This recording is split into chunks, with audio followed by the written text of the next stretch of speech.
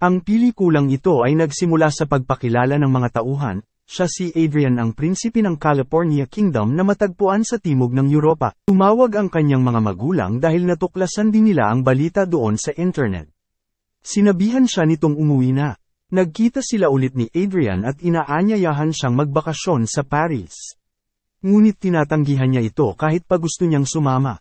Kinabukasan namasyal siya kasama si Sarah, ngunit bigla siyang nakatanggap ng tawag mula sa law office kung saan siya nag-apply ng trabaho, at tinanggap ng law office si Maggie. Siya ay pinapunta sa trabaho sa isang madaling panahon.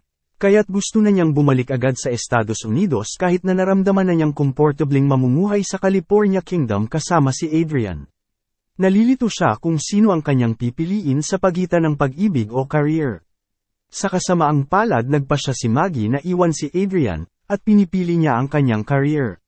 Dinudurog ang puso ni Adrian, sinabihan niya ang kanyang ina na hindi na siya sasakay muli sa kanyang motorsiklo. Kahit na nagpasya si Maggie na umalis, nakaramdam pa rin siya ng sakit. Bago pa siya umalis papuntang Estados Unidos, naisipan niyang makipagkita muna kay Beatrice, sa tulong ni Felix. Sinabi rin ni Maggie kay Beatrice ang tungkol sa foundation na itinatayo ni Adrian para sa mga naulilang bata.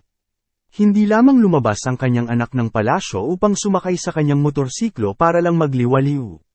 Tinanong ni Beatrice si Felix na ihatid siya sa gusaling pinagawaan ni Adrian ng foundation. Pagkarating niya sa lugar at nakita niya ang lahat ng sinabi ni Maggie ay totoo, nakaramdam ng sobrang pagmamaliki ang ina sa kanyang anak.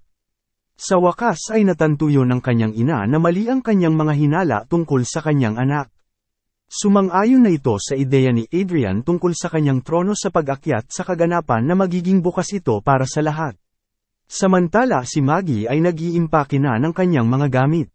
Siya ay biglang nagulat sa tagapagsilbi ng hotel na binigyan siya ng invitation letter na dumalo sa seremonya ng pag-akyat ni Prinsipe Adrian bilang magiging isang hari. Nag-alinlangan siyang pumunta kasi nakapagdesisyon na siyang bumalik sa kanilang bahay. Ngunit hinihikayat siya ni Sarah na makapunta sa palasyo. Sa kabilang banda, naramdaman ni Beatrice na malungkot ang kanyang anak. Hindi nakinig sa pangungumbinsi ni Sarah si Maggie.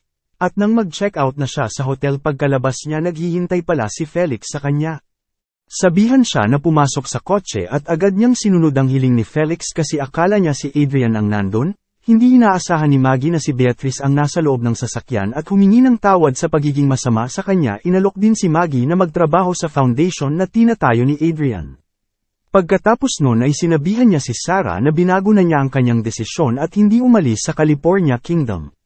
Ipinaliwanag din ni Maggie na sa wakas ay may ibang dahilan na siyang mananatili bukod kay Adrian at may trabaho na siyang mapapasukan doon sa foundation ni Adrian kasi yun naman talaga ang kanyang nais na trabaho.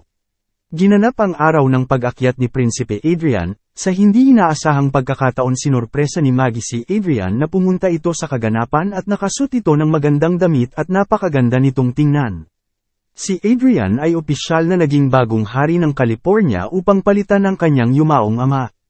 Pagkatapos nun ipinahayag ang kanyang kaligayahan na dumalo ito sa kanyang koronasyon. Sinabi din ni Maggie na hindi na siya babalik sa United States at magtrabaho na ito sa foundation na tinatayo ni Adrian.